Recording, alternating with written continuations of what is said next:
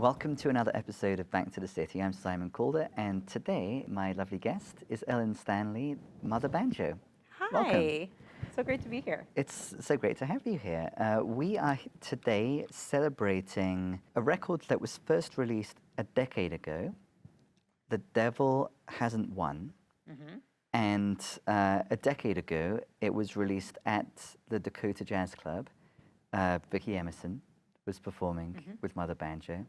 And now a month from today being when you are watching this on MCN6, if that's what you're doing, it's going to be celebrated again at the Dakota Jazz Club, this time with Annie Mac. Yes. And we're going to momentarily dive into the record, which includes both some mostly original songs, but then there's Anointeth the Rock by Eric Peltonimi. Yes, who really Red House Records. Yeah, he was the president for many years of Red House Records. He also produced some of their Grammy-winning albums. Also is a Finnish movie star. He's done lots of different great stuff, but he's an incredible songwriter, and he used to tour in this band called Trova. And he, this song that I recorded, he's never recorded, and he gave it to me when he found out I was doing a gospel record. He's like, I think this song might fit. It's kind of, kind of pagan-y, and I was like, oh, that's perfect for my gospel record. So, and I really loved it, and so, yeah, I feel really happy about that song, especially in context with the other covers that we've included on this record, because they are all have kind of a personal meaning to me. Why was Eric's kind of pagan-y song perfect for your gospel record? I mean, I would call. I've always loved gospel music. My father's an Episcopal priest, so I grew up in the church, and I love kind of in particular like blues and folk gospel music a lot, and so I've always loved the music and the spirit of it, like everyone coming together and singing and the joy, which is what I think good gospel music should be about, not the shaming aspects, but the uplift, right, and the community spirit. And in that spirit, one of the reasons I've always liked performing gospel music as part of, along with my original songs, my singer-songwriter stuff, is because it's so great to do with an audience and with live people, because you can get them to sing with you too. Whether you have a band or not, you can have the audience be part of your band and your choir and your backup singers. And I really love making music with people, and that's kind of what gospel music is about. But I've often joked that a brand of music that I do and that the Mother Banjo Band does is really pub gospel, is what I call it. Yes. Because it's like, there's no reason why gospel music should be reserved for churches or like serious places. Like, it should be where people are, because gospel music ultimately, although we like to think it's, some people will say it's about God, it's not. It's about people. It's about human experiences, whether it relates to the beyond or this right here on this earth. And I think Experience of the divine through I think so. said people. Yeah, and so, I mean, what better place to sing it than in a bar? And also, that's when you get the best participation, at least in Minnesota, because audiences, can sometimes be a little more reserved in Minnesota. I have Although noticed, I'm not a native, I have lived here for 20 plus years, and I can say that audiences are different here than in other places. Yes, me too. I'm also not native. So audiences can be a little more reserved in Minnesota, and I think one of the places they are not is the bar. And so getting people to sing along with you is most successful often at a bar. Yes. So practically that makes it fun. yes, there's some lubrication. Yeah. That's good. And spirits of all kinds. Yes. But there is something, I find this really interesting to think about too. It seems thematically relevant as well. So in another of the songs, Any Way I Do, which I think is... It's written by Dave Carter. Okay. Who was an amazing songwriter. He passed away, I can't remember when it was, 2001 or 2000, around that time. and he was in a duo with Tracy Grammer, Dave Carter and Tracy Grammer, and Tracy still tours and sings a lot of his music as well as her own. But Dave Carter was such an interesting guy. He was raised by like a mathematician and a preacher, and I feel like all of those influences are kind of in his music. Like he's wrote beautiful folk songs, of kind of story songs, but there's kind of a beautiful mix of like of magic and spirituality, and then like but there was still a grittiness there, but Yes. really just such a beautiful songwriter. And actually I've covered a couple other songs just in live shows, but Anyway I Do is just one of my, I love it as a gospel song. And again, Dave Carter isn't known as a gospel musician or anything, just a folk songwriter. But I love that song so much because I feel like it kind of gets at the heart of what I think people are looking for when they're looking for gospel music, which is comfort or inspiration.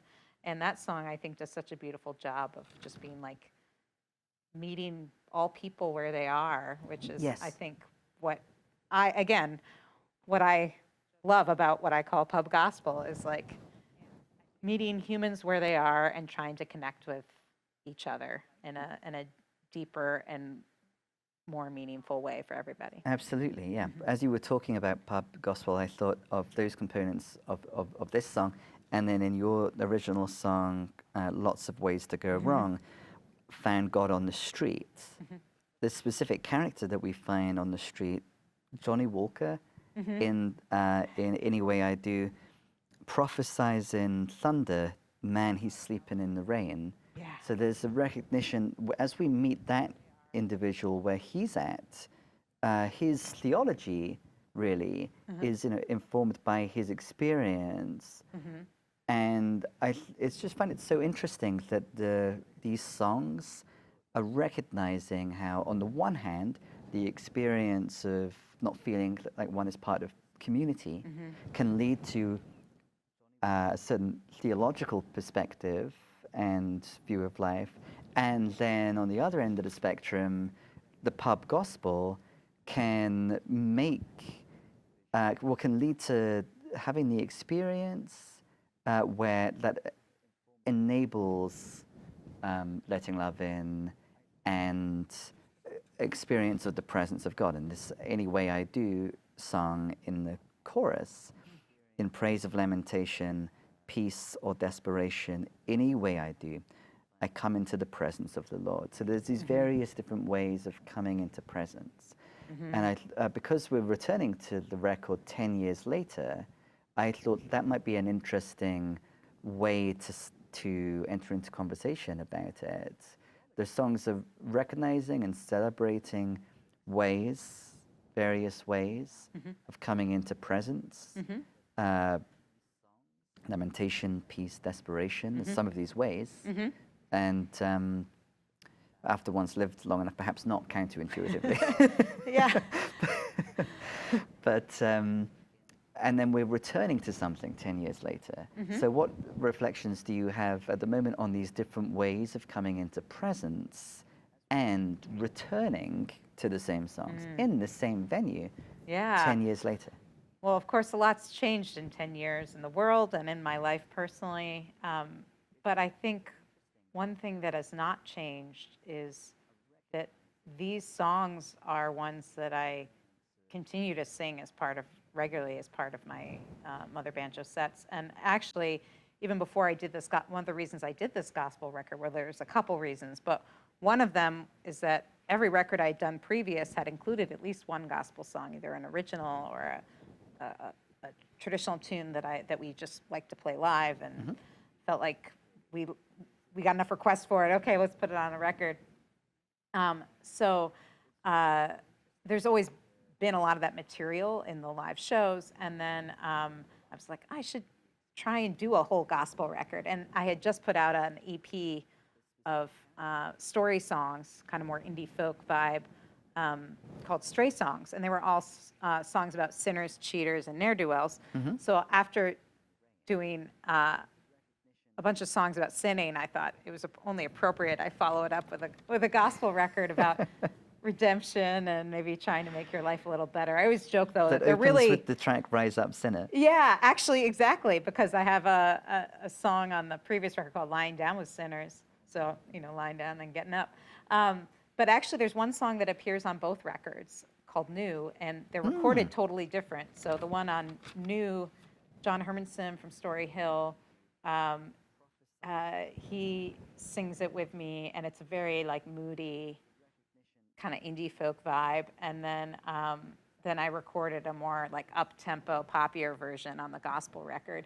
But I would say you could probably argue that any of these songs could have been on either record, mostly, because really it's two sides of the same coin. It's just about, again, being human. It's like you mess up, you try and do better, and then you mess up again, hopefully in a different way. At least hopefully you're not repeating the same mistakes. And then, you try and be better. And I feel like it's just a cycle of being human and living on this earth is like we all mess up, and hopefully we try and rectify it when we can and make good with each other.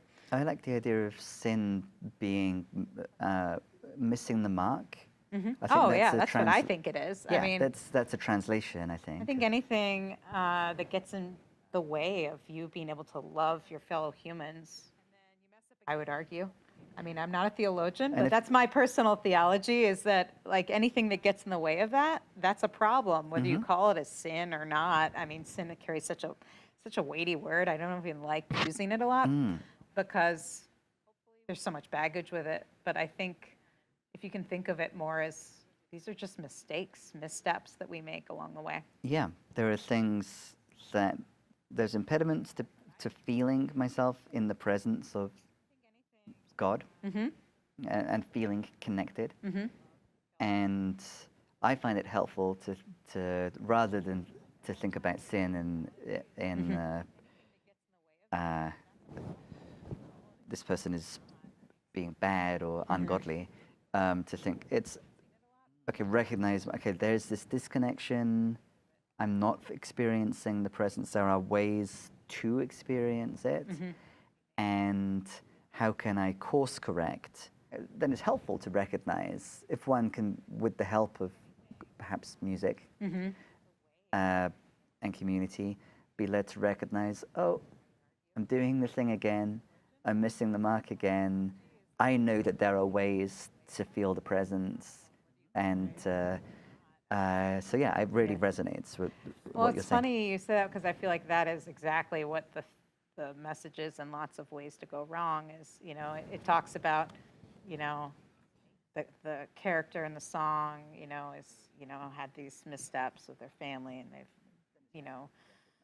it's all kind of falling apart, and so it talks about lots of ways to go wrong, but only one road to get on. And I think people expect, because it's a gospel record, that it's going to say like God or Jesus, and it's like, no, at the end of the song it says, and it's love. And that's really, and that's really the closest I ever get to preaching is that song, really. And all it says is there's only one road to fix it, and it's not that you have to believe a certain thing or do a certain thing. It's that you have to just embrace and express love for other people and yourself. And that's the only way, really, to fix any of those problems. Yes, and when one is doing that and experiencing the power of that, it is very different and really incompatible with the shaming element that you already referred to. That would come along with, say, if I'm not really in the spirit of the gospel music, and I'm talking about sinners, I might be like, those sinners over there. I always joke that when I do, like any of the songs that explicitly say the word sinners, like Rise Up Sinner, or some of the songs from that previous record, I always say, I'm like, this is for all you sinners. And by all you sinners, I mean us. like we're all, again, I would say humans are,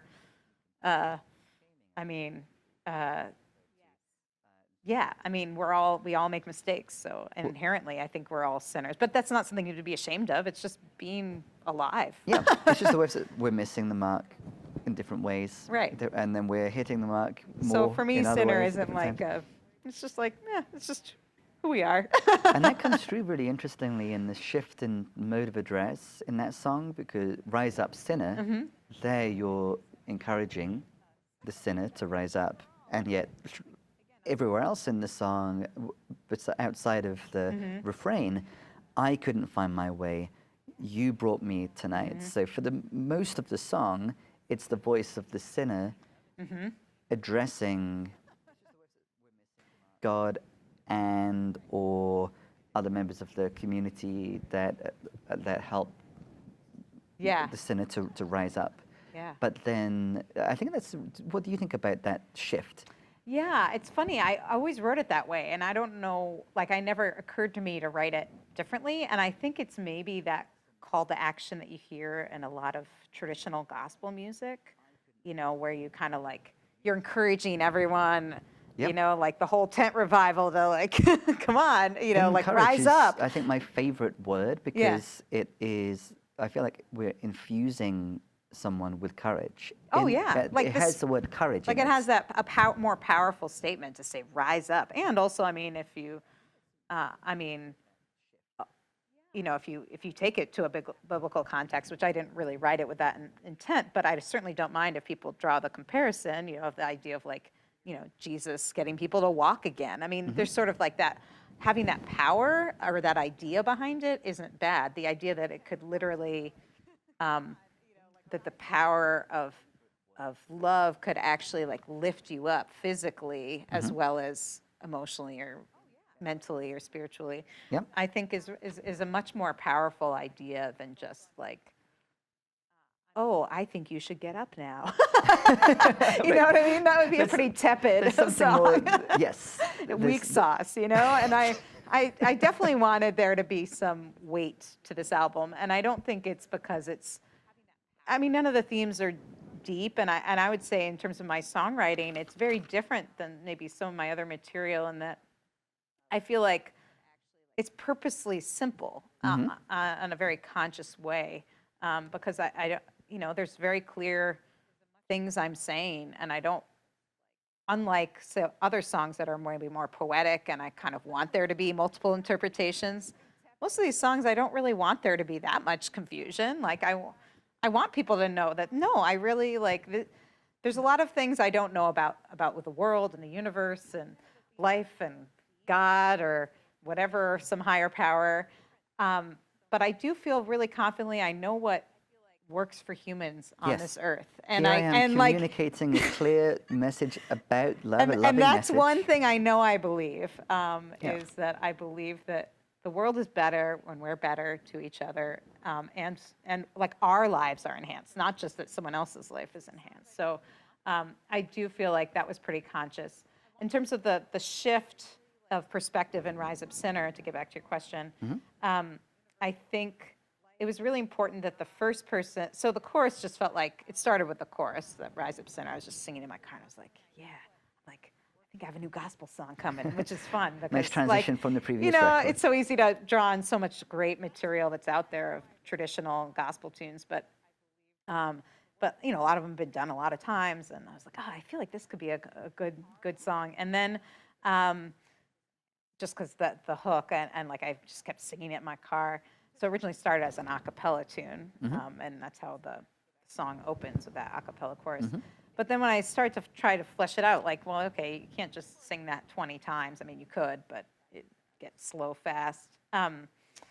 So I was really thinking, okay, well, what would the character be? And so it was a character, but I also felt like it had to be in first person, because I feel like whenever you put it in either a third person or certainly a second person perspective, it can have a very different tone to it. Whereas it's like, this is me acknowledging, like, it's me who's messing up. I'm not trying to be like, you're doing this wrong. It's like, no, I'm messing up. And I think that to me felt like more of the tone of the record that I'd want, especially if that track ended up leading the record. And so I don't want to start the record being like, Especially because, like, who am I to say? Again, I'm messing up all the time, So I feel like a first-person perspective seemed appropriate. And I do like, though, that although I was saying I like that the songs are fairly clear, I do like that there's a little ambiguity in terms of the you in this song Yes, as to exactly. whether that's like some people would kind of assume because it's a gospel record that it's like that must be Jesus. talking about God Yeah. or something. Yep. God help me up, and that's fine if people see that in the song. But I did actually think of it as another person when I wrote it. But I certainly wasn't going to be like, thanks, Bob, for helping me up off the sidewalk that time. Like, But there is love, or if God is love, right. So there it is shouldn't really God matter if in some that. good force is helping you to get right and live your life better. I'm not one to say. So we've talked about the shift between first and third person. Yeah. First and Well, third person? yeah, First sort and- of. Yeah. I don't even know what it is. It's like a we perspective, really. I don't know. So yeah, the shift in perspective we've talked about the shift in perspective in Rise Up Sinner. There's an equally significant shift in No Waiting, where for the majority of the song we are waiting explicitly. Yeah, exactly. It is funny because you say that, because I feel like that is something that actually came up once when I sang this at a bluegrass festival. My band, as you can hear when you hear this record, my band has I really just call us like a folk Americana band, but we have a bluegrassy version of the band, without the keyboards and drums, and it's more like, acoustic guitar, mandolin, upright bass, me on banjo and vocals. And so we play a lot of bluegrass festivals, and it's a lot of the same material. It's just a little more grassy sounding. We're still not a traditional bluegrass band by any means. But we sang that song, No Waiting, and I should say No Waiting. I need to enunciate better because there is a song, we do wade in the water. So that was another confusion sometimes for a while when I'd say to the band, okay, we're doing waiting. And they're like, wait, waiting or waiting, In any event, I sang this song, No Waiting, at a bluegrass fest, and it's one of those things, like, if you're only kind of half listening, you might just like get the tune and you might catch the chorus and you might be like, oh, okay, it's a gospel song of some kind, but you can easily miss the point of the song if you aren't listening to the verses, right? Because that's where the message is the point. Because you're right, you spend most of the song as waiting. First it's an I perspective, right? My life is a mess. It's all a mess. I'm trying to fix it. Yep. I'm waiting for God to come down and fix it for me. Second verse is, the world is a mess.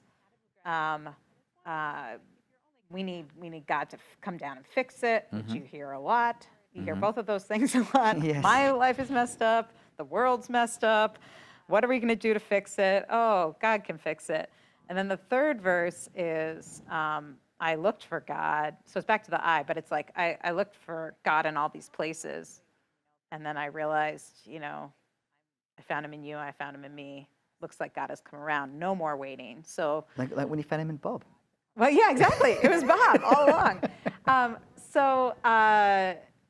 So that's kind of the point of the song. That's why I called it No Waiting, is I wanted to be very clear what it was about. In case people in didn't case you catch missed the it. twist at the end.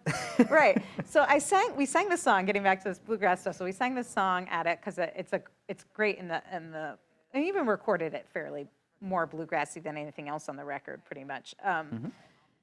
And again, it was like a favorite at shows, just because it's a fun sing-alongable song with great solo opportunities. But we sang it there, and there is this, like, at this particular bluegrass festival, they used to have, like, on the Sunday mornings, because there's definitely some more church-going folks that go to some of the bluegrass festivals, and they'll often do a Sunday morning gospel set. That year, we weren't playing the gospel set. We have done, but we were just playing a main stage show on the Saturday or something.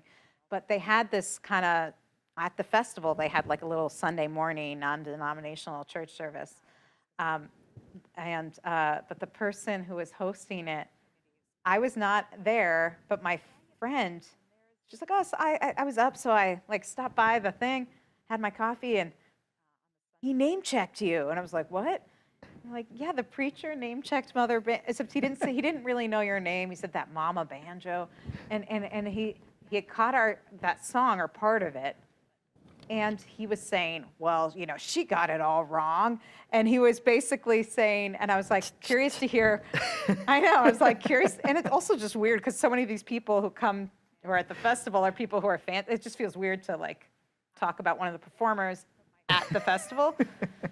I could have been there, you know, and I mean, I was not. I think I was still sleeping, but pre-kid, where I could sleep till 10. But he said, well, she got it wrong because, you know, God is here. God, yeah, he's like, you know, God's here now. And that was the funny thing is I actually thought he maybe misinterpreted, like, that he actually disagreed with the theology of it. Right. Like, but actually he did agree, but he didn't hear the whole song. Yeah. So but he mentioned me several times in the song, and it was funny because later I was telling one of the sound people about this story, and he's like, "Oh, this is so great." He's like, "I'm gonna call you like Sinner Banjo now," and he's like, but now it kind of became a joke. But someone was like, "Well, now you know you've really made it if you're like." If you're getting some of the preachers mad at you, you know, you're saying something of import. But well done. Yeah, the preacher's like, we can find God here and now in all of us, just not in Ellen. Yeah, definitely not in Mother Banjo. But it's funny. At first, I was really hurt by it, and then I was like, well, that's dumb because he just wasn't listening. That's not on like me. Yeah, what an interesting story. Yeah. So of course I told my dad that, who is a minister, and he was like, he thought that was great. He's like, well, you should never talk about. He's like, well, you also should never mention names in sermons. Like always a rookie mistake. How funny. You were talking. You just referred to recording this song and it being a little bit more bluegrass than some of the others. Something that I know about the recording process from the new 10th anniversary record sleeve is that initially you were all recording with a click track, but then you decided to do away with that because why? Well, we were not feeling the spirit with that click track. I will say that. I mean, I mean that literally, also tongue in cheek. But I mean, I feel like in general, I've recorded to a click track and without a click track in various projects.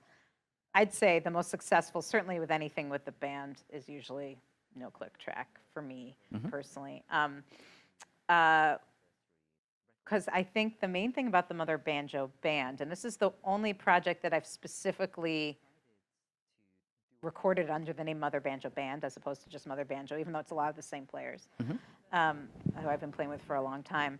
I felt like this was always a band project. I think partly because it's a gospel record, and I couldn't imagine doing these songs in any kind of solo kind of version. The closest one is Anoint the Rock, but I feel like again the community aspects are so important. But the number one thing that everyone who I've ever played with, and certainly Eric Paulson, who plays bass on this record, who played bass with me for many years, always said, he's like, it's not about, I mean, yeah, of course, especially if you play bass, you have to get all the right, or you can't play any wrong notes, I should say, if you play bass. But he's like, the main thing is the groove. He's like, it took me a while to figure out that that's the whole thing. And I'd say anyone who's played with us, even if it doesn't have to be gospel stuff, it's really, for us, it's about the groove and feeling the groove and going with it, and I think that's what makes connection, it doesn't it? Which we were talking about connection and disconnection. I mean, and so it's probably an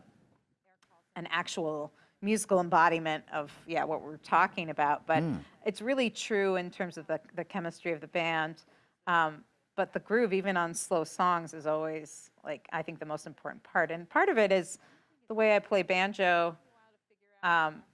I play very rhythmically, and banjo was originally a rhythm instrument until more recent contemporary, bluegrass and country turned into more of a melodic, solo instrument. But historically, it's always been a rhythm instrument, and that's certainly how I approach it more. I do some picking, but especially when I play with the band, I have this weird style that's all downstroke, kind of like clawhammer style, but it's with a pick and it's heavy. And then I hit the banjo head, which is a snare drum, on the backbeat. So it adds like, so we don't regularly have a drummer, although there are drums on this record. And Ben Cookfeld's my husband, who also plays in the band. He was not my husband then. In fact, we weren't even. I can't remember if we were dating when we made the record. I think maybe we had just started dating when we were making the record. Music helps to bring you together. Yeah, he had joined the band before we started dating, but the previous guest on Back to the City also.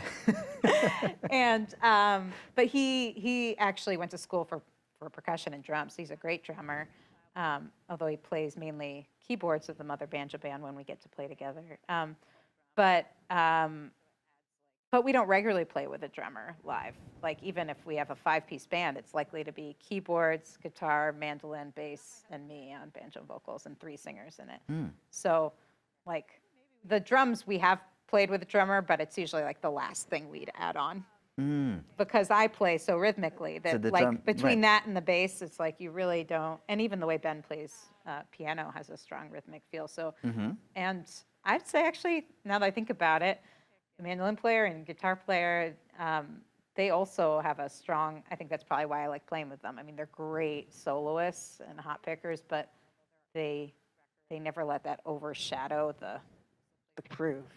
Yeah, the groove, yeah. The soul of the song. Yeah. I think what we're saying about the groove and the soul of the song relates to it being, yes, it's important to, to some extent to be in time, but it's more important to be in the Time body. with each other too. And yes, exactly, yeah, and connection and presence, which are emphasized in the lyrics. Yes, and also as you getting back to your question about the click track and how we recorded it. Again, that soul was not happening when we were like, it's not that we couldn't do it, but it would have taken so long and was taking all the joy out of the song. But also, it wasn't better. It didn't sound better. So it's not just that it was easier. It actually, you can hear, when I heard those early tracks from that first day, it was like, and I think it might have even been No Waiting. I can't even remember which song it was that we did first, but it was like, and we were at Wild Sound, which is great because right here in Northeast Minneapolis, and it's great because they have a few isolation rooms, but you can see each other. So we did track like everything live together. I mean, we did some overdubs, like my vocals, and at least on some of them, and then the backing vocals and a couple solos. But really, for the most part, we did all the tracking live because we could see each other. And again, they tuned into my rhythmic banjo playing and followed my lead, and we're so good at playing together. And at that time we had been playing so many gigs together. I think it was right after we had our residency at the Amsterdam Bar and Hall in St. Paul. We used to have a monthly residency there, and